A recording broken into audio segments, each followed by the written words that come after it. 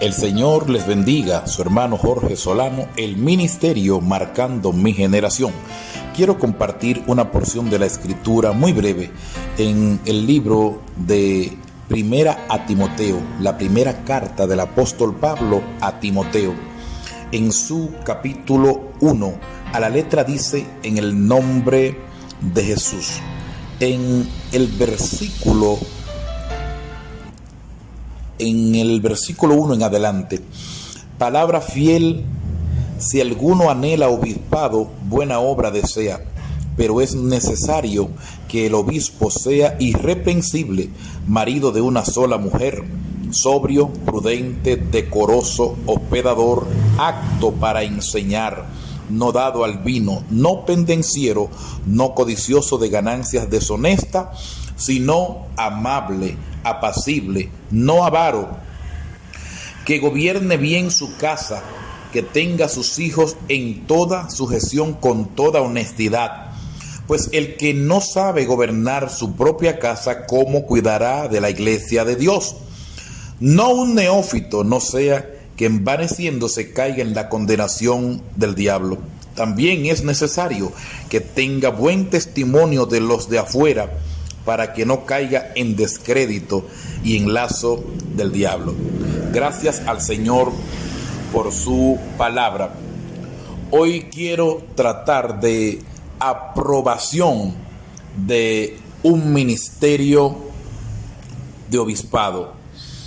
Tanto Primera a Timoteo capítulo 3 como Tito capítulo 1 son las dos partes de la Escritura en el Nuevo Testamento por excelencia que hablan de los requisitos de un anciano, de un diácono, de un obispo.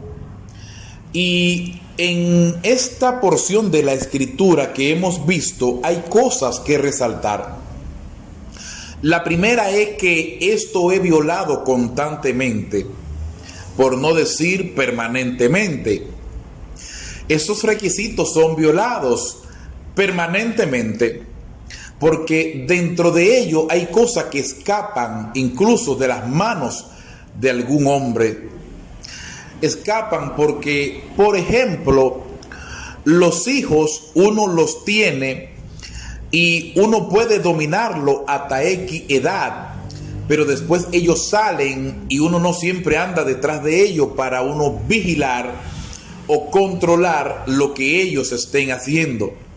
También hay que tomar en cuenta que uno puede gobernar a los hijos mientras están debajo de nuestro techo, pero una vez que son mayores de edad, ellos toman sus propias decisiones.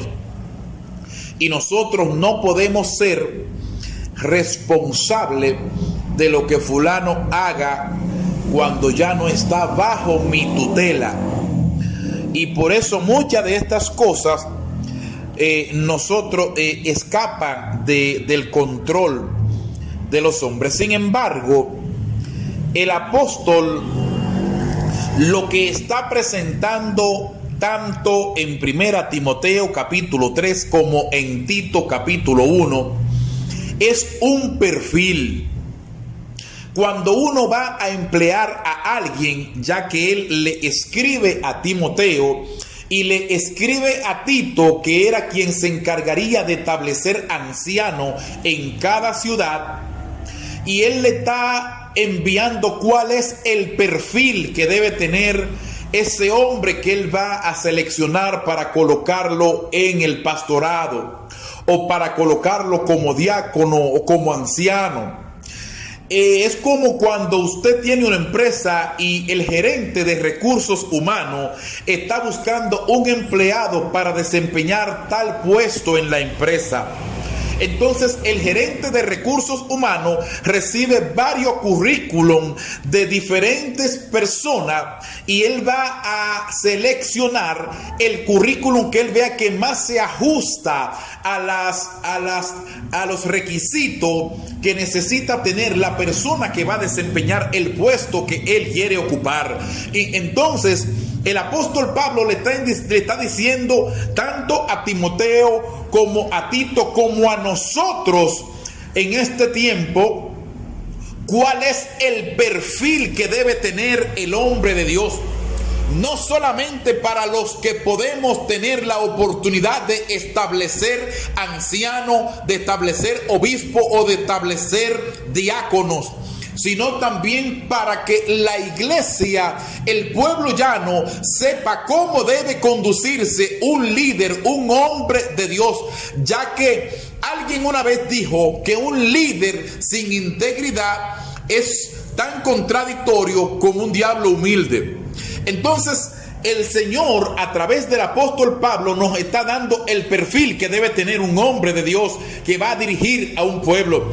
Y si él es el líder y es el guía, los demás posiblemente van a seguir los pasos del líder. Y si el líder anda torcido, la iglesia andará torcida. Por eso usted ve iglesias que no alaban ni adoran, porque tienen un líder apagado, muerto, moribundo. Y el líder ni siquiera dice gloria a Dios ni aleluya.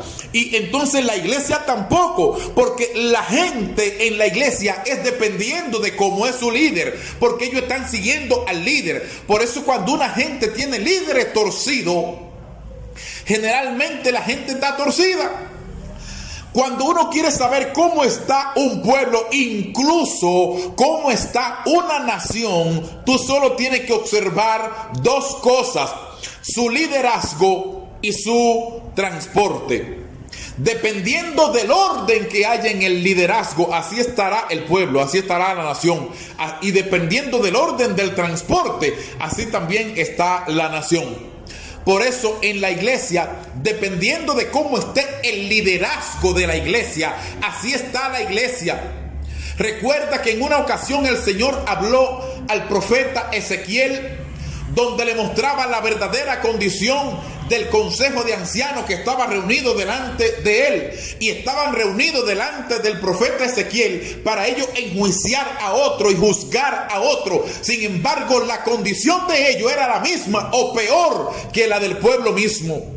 Y hay mucha gente incluso poniéndole disciplina a otros, que su condición espiritual es aún peor que la misma del que ellos están disciplinando. Porque el pueblo generalmente está dependiendo de cómo estén sus líderes, porque el líder es quien da el paso y las ovejas lo siguen, porque las ovejas siguen al pastor. Por eso aquí está este perfil que el Señor nos dejó a través del apóstol Pablo y enviado a Timoteo y a Tito. Un obrero debe tener los requisitos que establecen estos versículos, y quiero culminar con el siguiente versículo. La Biblia dice, si no estoy mal, en 2 a Timoteo, en el capítulo 2, el versículo 15, dice: procura con diligencia presentarte a Dios aprobado, como obrero que no tiene de qué avergonzarse, que maneja bien la palabra de verdad.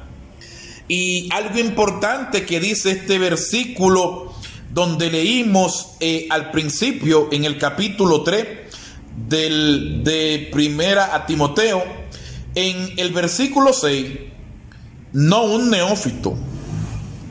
O sea, debe ser alguien precisamente, como dice también en los versículos anteriores, apto para enseñar.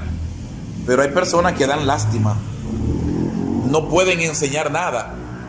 Lo único que enseñan es su verdadera condición, y eso es penoso. Que el Señor les bendiga. Su hermano Jorge Solano, el ministerio Marcando Mi Generación.